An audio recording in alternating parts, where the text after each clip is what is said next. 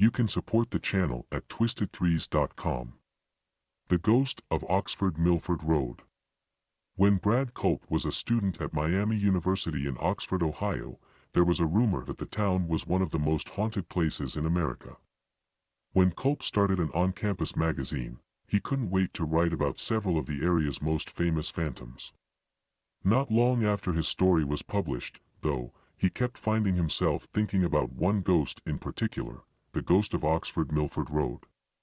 As the story goes, many decades ago, probably sometime in the 1940s, there was a young man courting a young woman in a rural part of town. Because the woman's parents didn't approve of the match, each night he visited under the cover of darkness.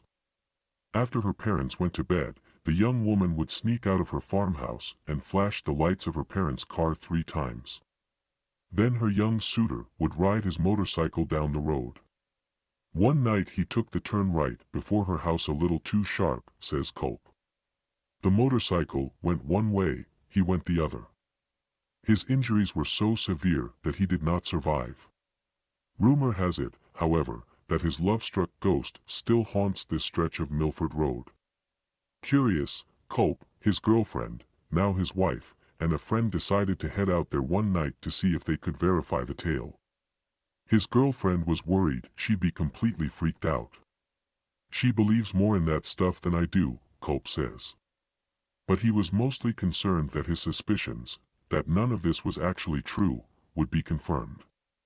On this particular night, as Culp passed the abandoned farm, an idea came to him, and he pitched it to his girlfriend. How could she not say yes? Though reluctant, she relented, and Culp turned a short way into the farmhouse driveway. He killed the engine and flashed his lights 3 times. No joke, there was a single headlight that appeared 3/4 of a mile down the road, Culp says. You saw it start to come, going pretty slow. It kept coming and coming. My wife was freaking out. It was coming closer and closer. As a collision seemed imminent, Culp turned on his car's lights. He expected to see a kid on a bike, bailing out from his prank now that he'd been caught. But there's nothing there. The light is just gone, he says. They got out of the car. They walked around, trying to figure out what it was they could have seen. To this day, we still talk about it. I saw something I cannot explain, he says. If you get him and his wife around a campfire, they'll swear up and down that the story is true. And if you're ever in Oxford, Ohio, consider parking for just a few minutes on Oxford Milford Road at night to test your own nerve. Was it people or was it aliens? Doug Averill grew up as one of 8 boys on his parents' sprawling dude ranch, the Flathead Lake Lodge, in rural Montana. As a teen, the Averill boys ran wild.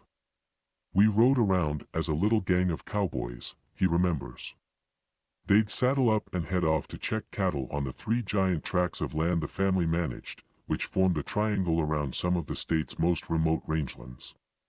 One summer in the 1960s, the brothers came across a ghastly sight. There, on the ground, were 3 dead cows neatly arranged in a circle. No obvious wounds were visible, but their reproductive organs had been removed. But there was never any blood. It was almost surgical removal, Averill remembers. During this decade, America was obsessed with aliens, and write-ups in the local newspapers posited that perhaps this was the work of extraterrestrials. People mused that aliens had taken the reproductive organs for testing. But one day, Averill and his friends came across a lance in their path. Attached to it was a cryptic note with a threatening message. That's when we thought, it's gotta be people doing this, he says. Then things got really strange. Over the next few days, a series of odd events unfolded. First, the brothers stopped in at a local bar to grab a hamburger, leaving their horses in the back of a stock truck. The horses were packed in tightly, and the Averills were only gone for a few minutes. When they came back, the horse packed into the middle of the truck was mysteriously out, with no signs of a struggle. We had no idea how they possibly could have gotten that horse unloaded without unloading all the others, he says.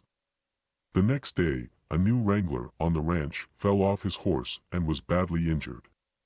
They'd all been riding together, but not another member of the crew saw the accident. It was the weirdest thing, Avril says. The man's injuries were so severe that he was left permanently disabled. Finally, the last terrible thing happened.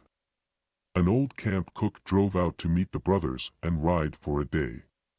But when he arrived, the tailgate on his stock truck had somehow gone missing, even though it had been there when he'd loaded up. His horse, Betsy, had fallen out of the truck and been dragged behind the vehicle for who knows how long. They had to put her down on the spot. To be honest, it just killed him to see what had happened to Betsy. We probably should have put him down, too, remembers Avril. Those three events were just boom, boom, boom, three things in a row that were so weird all tied together, because they were right after we saw that spear, he remembers. Three things, like the three dead cows left in a circle. Avril used to tell the stories from that summer around the campfire quite a lot. But over the years, he's gotten new stories, and so they've been shifted out of rotation. Besides, they're awfully grim. But he recently got a call about a downed bull, a buffalo. It was out in one of the most remote parts of his ranch. A neighbor had seen a pack of 16 wolves, and normally, wolves don't bother buffalo, but 16 of them. I thought, well, maybe. He went to investigate. There, lying in a snow-covered field, was the bull. But there were no bullet holes or teeth marks or gashes on its corpse. Even stranger, scavenging animals and birds hadn't touched it. Not even the buzzards, which is really unusual, he says. One other thing was amiss, its reproductive organs were gone. And there wasn't a single footprint in the snow around it, or anywhere along the mile-long walk into the ranch from the nearest road. Ask Avril whether he thinks he's dealing with aliens or humans, and he'll tell you he's pretty sure it's humans. But I'd rather it was aliens, he adds. After that summer back in the 60s, seeing what humans were capable of, he'd pick aliens any day. The Ghost of La Parva Ski Resort. Throughout Latin America, you'll hear variations of the story of La Llorona, or the Wailing Woman. Sometimes she's lost her husband. Sometimes she's lost her children. Sometimes it's both. But in La Parva, a ski spot in the Chilean Andes, the Wailing Woman is named Lola, and everyone in the area swears they knew her before she died.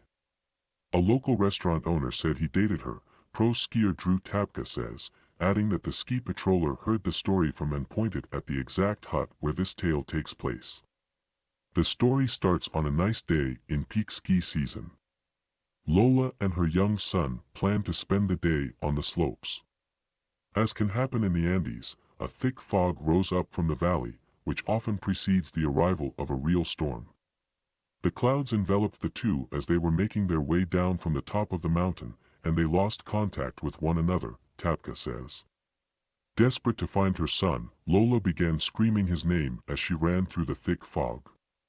Unable to see clearly, though, she stumbled down a steep slope and began sliding toward a rocky couloir. By chance, a local lift operator who was returning to his cabin came across her body.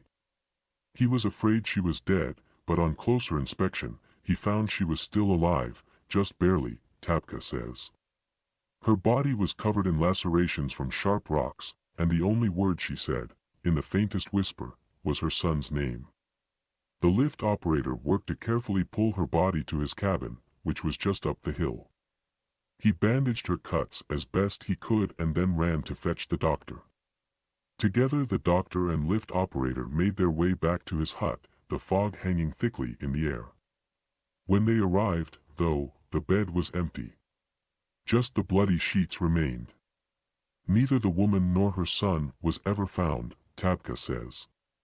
But locals report hearing her wail for her child whenever they're near that lift operator's cabin. And here's the thing, Tapka does not believe in ghosts. Something, however, changes when he arrives in Chile each winter. Maybe it's the fact that, from La Parva, you can see up to Cerro El Plomo, an Incan child sacrifice site. Maybe it's because Tabka has simply read so many magical realism books by authors like Juan Rolfe,